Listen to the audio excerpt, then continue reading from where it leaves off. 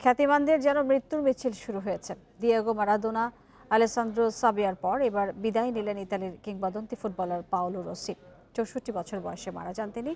১৯৮২ সালে ইতালির বিশ্বকাপ জয়ী দলের সেরা খেলোয়াড় ছিলেন রসি। ফুটবল ইতিহাসের অন্যতম সেরা ব্যক্তিত্ব হিসেবে বিবেচিত এই মহানায়ক।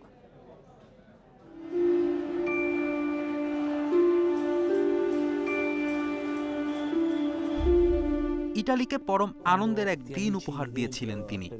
৪৪ বছরের শিরোপা খরা কাটিয়ে জিতিয়েছেন স্বপ্নের বিশ্বকাপ। তিনি ১৯৮২ বিশ্বকাপের মহানায়ক পাওলো রসি।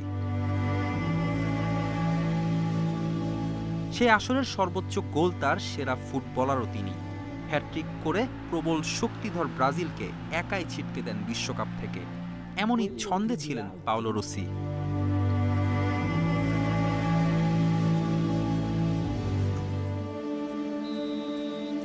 তিনি মহানায়ক কেবল এই কীর্তির কারণে নয়, তিনি মহিমান্বিত তার ফিরে আসার গল্পের কারণে। যেভাবে পতন হয়েছিল তার, এরপর এতটা প্রতাপ নিয়ে ফিরে আসা যুগে যুগে দেখা যায় না। রশি দেখিয়েছিলেন এভাবেও ফিরে আসা যায়। ১৯৭৯-৮০ মৌসুমে ফিক্সিংয়ের দায়ে ২ বছর নিষিদ্ধ হন রসি। যদিও আমৃত্যু তিনি নিজেকে নির্দোষ বলেই দাবি করেছেন, বলেছেন অবিচারের শিকার হয়েছেন তিনি। রসি হয়তো নির্দোষী ছিলেন, আর তাই ভেতরে চলছিল তীব্র দহন, যে অনল ছড়িয়ে পড়ে ৮২ বিশ্বকাপে। তার অনবদ্য ফুটবল শৈলী ইতালিকে প্রায় অর্ধশতকের খরা কাটিয়ে জেতায় বিশ্বকাপ। এই ট্রফি ইতালিয়ানদের গৌরবান্বিত করেছিল আর পুলক ছড়ায় পৃথিবী জুড়ে।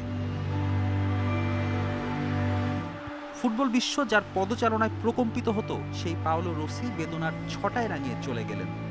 তার স্ত্রীর ইনস্টাগ্রাম পোস্টে প্রথম বিশ্ব জানে এই দুঃসংবাদ। পোস্টের ছবির সাথে লেখা ছিল কেবল একটি শব্দ, চিরতরে। সত্যি কি চিরতরে বিদায় নিলেন রসি, নাকি অম্লান হয়ে থাকবেন স্মৃতির পাতায়? ফেরদৌস ইসলাম, ইন্ডিপেন্ডেন্ট নিউজ।